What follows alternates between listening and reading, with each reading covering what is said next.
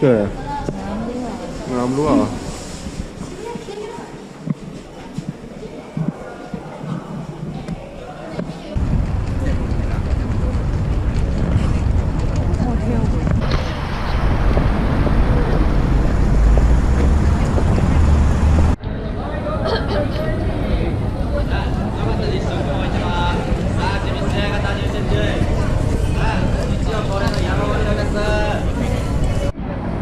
อะไรเนี่ย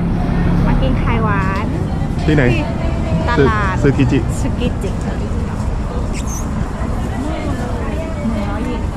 อะไรนะนี่100 เยนโอเค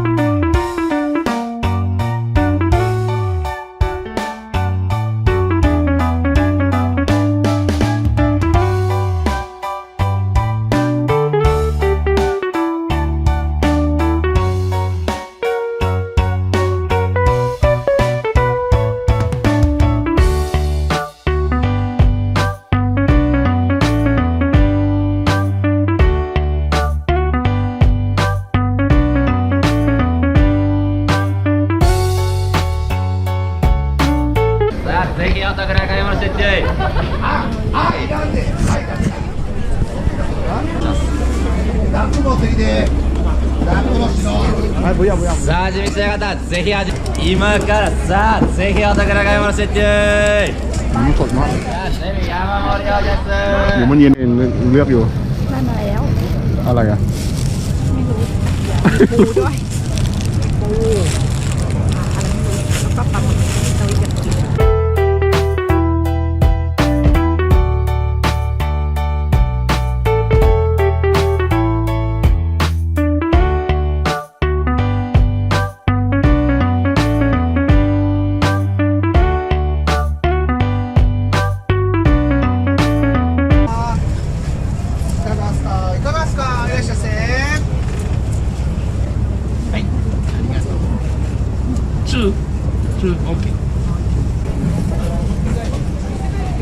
นี่อะไรไม่รู้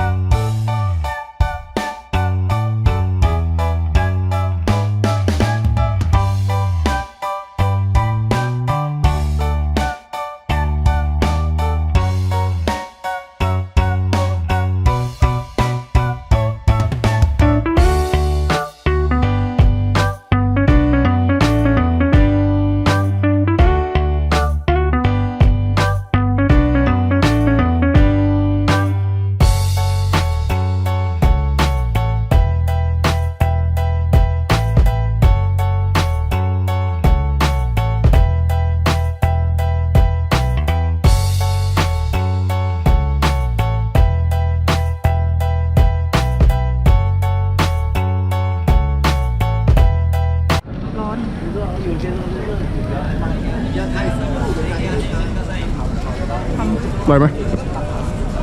หอมเหรอเอ้ากินชิมดูสับไปรอคิวอยู่นะร้อนเลย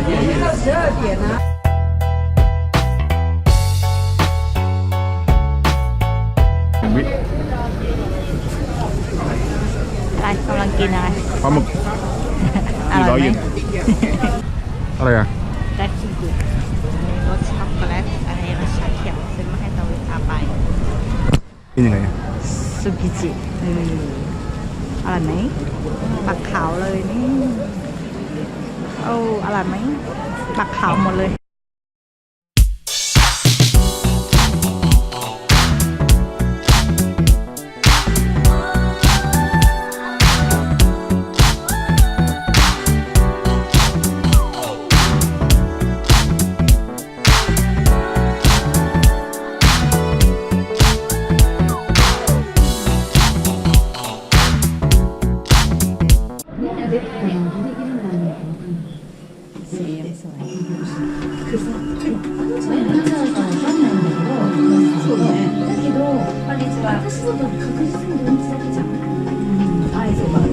本日はご来場いただきまして誠にありがとうございます。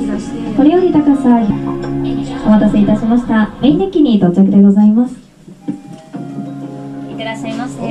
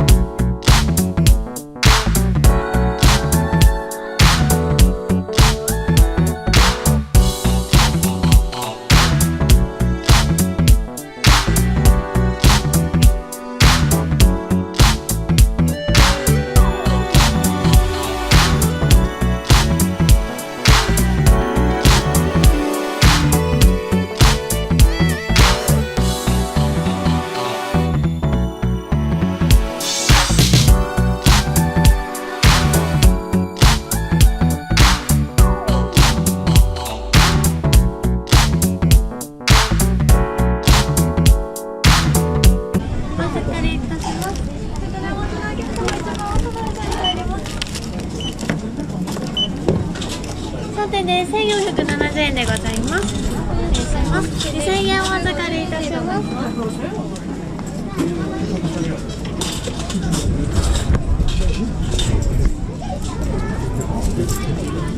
530円のお返しでございます。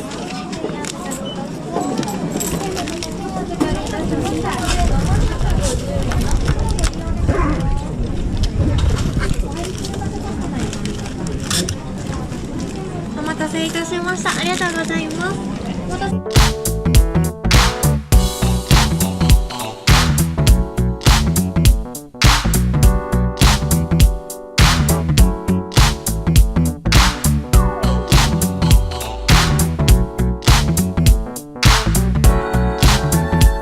楽しい見た目です。一緒に飲みましょう。お前ら観光客か。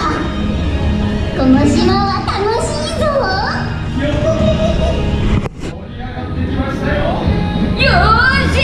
みんなで一緒に乾杯だ。ให้ดูตามไปเรื่อยๆ せーの、乾杯。お前らも一緒に歌ってくれよな。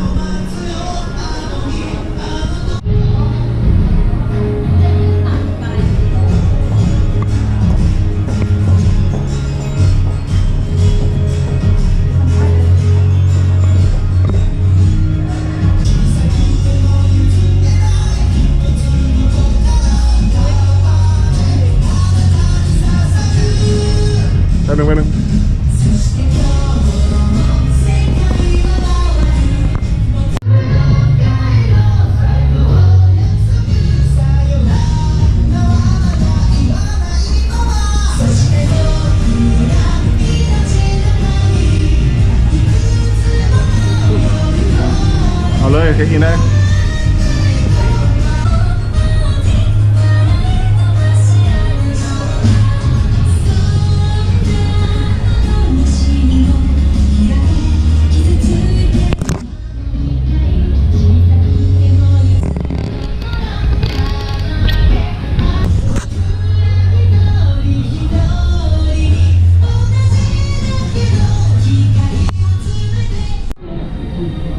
ที่มาของเหรียญนี้นะคะ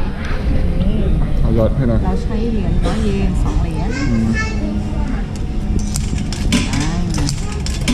แล้วก็เลือกลายเลยจะเอาลายไหนอันนี้ใช่ไหมเครื่องก็จะทำงาน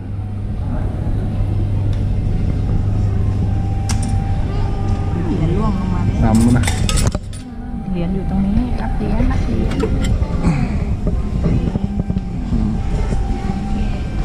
เป็นทองแดงปะ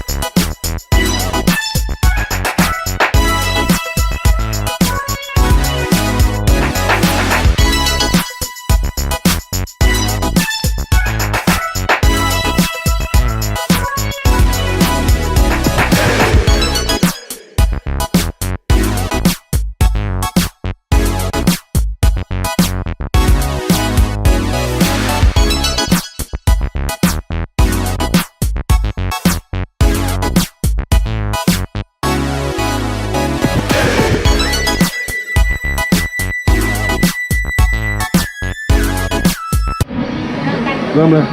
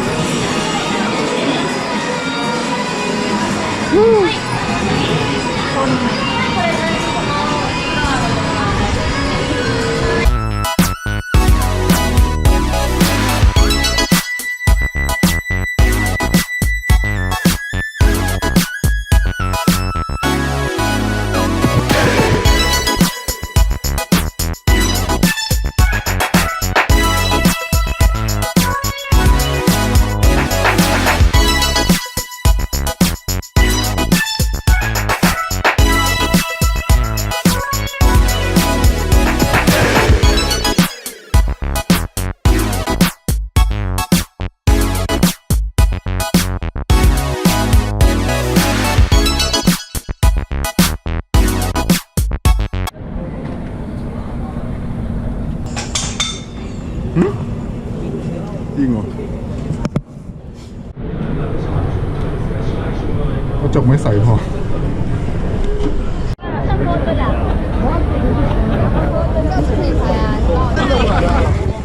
ที่นี่ที่ไหนอะ5 แยกชิบูย่า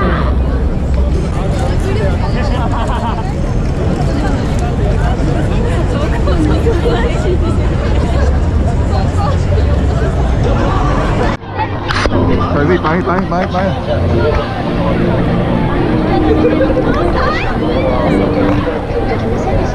ักไปสิไม่ตัด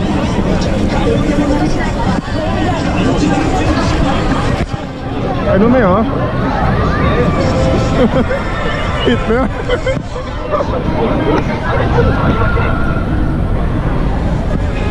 ปิดทาง ไปไหนอ่ะ โน่นรอก่อนเขาให้ข้ามทางมา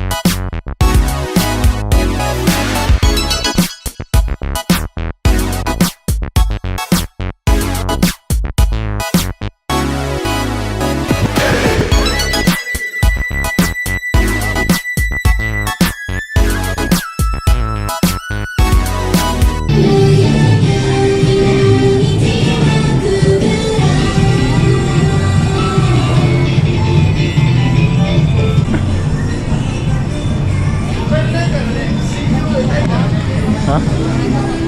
ตัวจริงอยู่ไหน ตัวจริงถูกล้อมในสงครามโลกครั้งที่ 2 แล้ว อ๋อ ล้อมไปใช้เนี่ยเป็นอาวุธสงคราม